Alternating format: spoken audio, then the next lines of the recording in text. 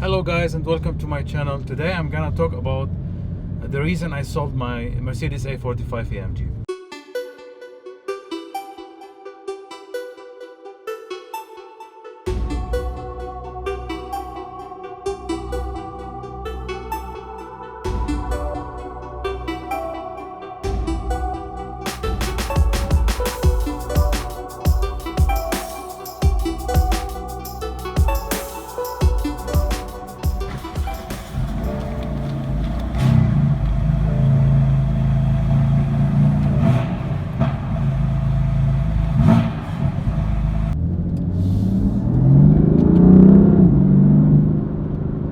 Be a little bit eager of showing you how the car sounds in Sports Plus, but I'm not gonna rev it very much, guys.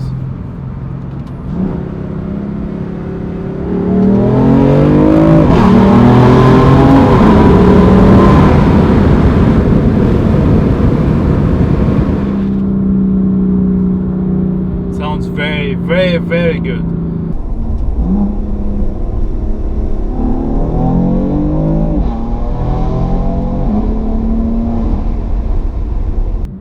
The car sounds very good in person, guys. This is a stock exhaust, don't forget. Like Mercedes-Benz, they offer this performance exhaust, which have like 3 different settings to open the flaps, which is really above, the regular stock exhaust. And Audi offer the sports exhaust. So,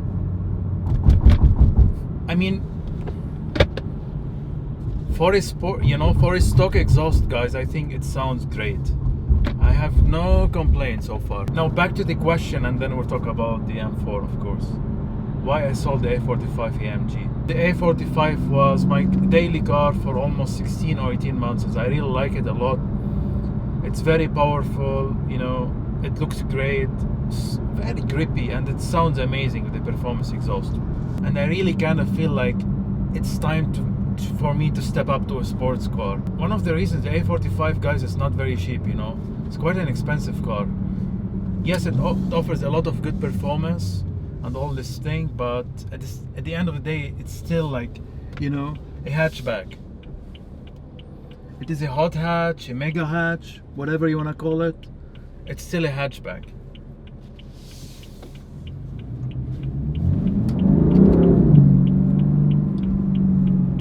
One of my issues with the A45 was, the version I had, not the facelift, it's pre-facelift. It was really stiff, like most of the time. And guys, in Dubai, the actual, the roads are very smooth, So you can imagine how stiff the car was. That means the car, handles perfectly fine, and it have great body control. Seriously, it's just amazing. So driving on the highways, which is most of the roads here are highways, that we don't have too much mountains and stuff like that, it felt quite uncomfortable. And not because of the performance seats that I had, it's just the car was so stiff. But when you want to push the car, when you have like a small road or curves or shit like that, it was fantastic.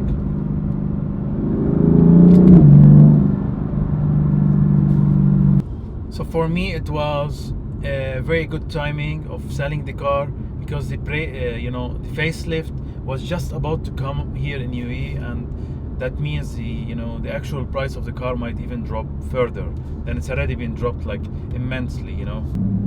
I was really eager to buy the Mercedes C63 S Coupe or the BMW M4 since very long time. And as you can see in my channels, I had a couple of vlogs talking about my next purchase, and I had so much different personal opinions of. So at the beginning, I was like going for the M4, and then C63, and then back to the M4. Another reason that you might find is a bit silly is every time I actually, or let's say most of the time actually, drive the car, people say that's a nice A-Class actually. I was like, no man, this is like A45. It looks like an A-Class, but basically it's not the same car, you know what I mean? It's like driving AMG. It's like, oh, AMG. for the A-Class, you know what I mean? So people are not very familiar still, unfortunately, in this area with the A45. Of course, there's people who like cars, and guys especially, they not all of them, like some of them, they tend to understand this car. What's kind of irritating for me was, you know, I mean, I don't drive the car to impress people, but still, you know, like when you drive a very, like the best hot hatch in the world, and people just call it an A-Class. So it's kind of, you know, disappointing somehow, no? Now, guys, with the M4 is a totally different story. There's so much people looking at the car. I mean, I'm not driving the car. I'm just like doing it 3,500 RPM. I actually drive it very, you know, efficient most of the time. But as you can see, I'm trying to use the gears more and not put it in automatic mode, so it can, because it tends to take the gear for, you know, the 6 or the 7 if you put it in efficient mode most of the time. Even if you're, you know, having, you know, just a cruise with 60 or 80 or even 90 kilometers an hour, which is not the best, you know, if you have the high gears all the time and not shifting too much. I'm just trying to drive the car in all kind of, you know, speeds and gears. Let's be realistic more. Let's be more specific. Sorry, for people living in the Gulf, you know, not the Middle East, because in Lebanon or Jordan or Palestine, roads are very nice, very close to Europe. So the hot hatch will be even better than most of the cars there. But in the GCC, you know, the Gulf area of the Arabian Pennsylvania and Iran, I think you need to have a more comfortable car, more like a GT car, sports car, because it's more comfortable, you know, and the roads are big, and the gas is, yeah, as you can see, you know, it's not very expensive, obviously. So why not take an advantage out of that?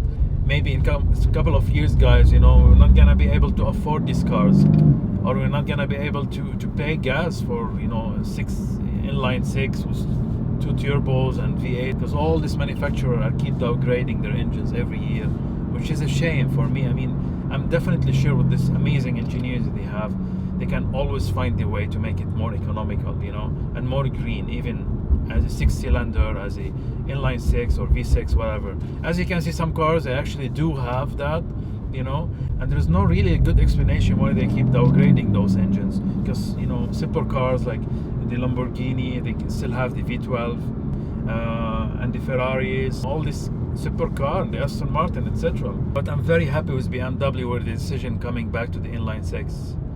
It feels like a pure M3, M4 car, guys. It really does. The previous E92, it felt more like a muscle car for me, and this one, it feels more like a sports car because it revs so high. And that inline 6, you know, if you can hear it from the outside, hopefully soon I'm gonna make some videos, you're gonna be able to hear it. It sounds really close to the E46 actually, and it's not that bad as you expect, especially, you know, in the flash on live. It sounds really good and kind of loud actually, and it doesn't make a lot of fake noises. Now, is it the perfect you know, exhaust system? Definitely not, and I really tend to upgrade it hopefully in the future, but not now, because, you know, I need to run the car for 2,000 kilometers or 1,500 miles if I'm not mistaken. And I heard that the exhaust will open and sounds much better after like 3,000-4,000 kilometers. So I don't really see a reason just to upgrade it right away, and I don't see any reason just to put the performance parts